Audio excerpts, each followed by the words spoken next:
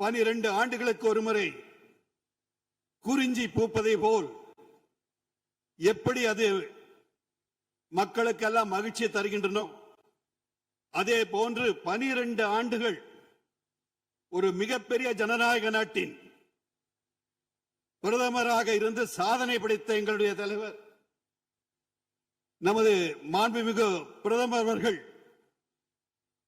12 ஆண்டுகளை முடித்திருக்கின்றார் என்ற நல்ல செய்தியை உங்களுக்கு எல்லாம் சொல்லிக் கொள்வது உங்களுக்கு எல்லாம் தெரியும். அதை இந்த மாமன்றம் கூட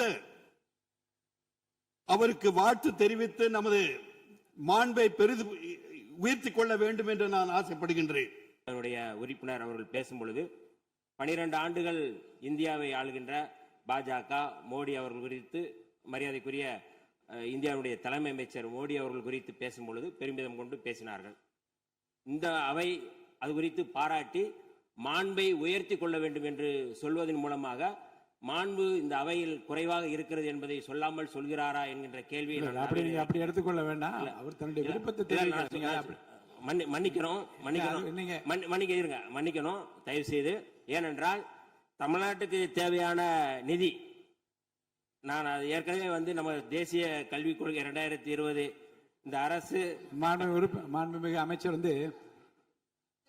இந்த மாண்பு உறுப்பினர் பாருங்க, மாண்பு உறுப்பினர் பேசிய அந்த உரையில இருந்து நீங்கள் மறுப்பு சொல்லுகிற கருத்து எதுவும் இருப்பதாக எனக்கு மனதுக்கு படவில்லை.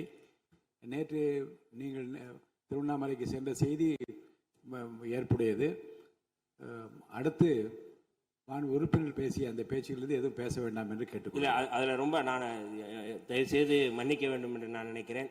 என்றால் என்னுடைய கருத்துக்கு எப்பொழுதுமே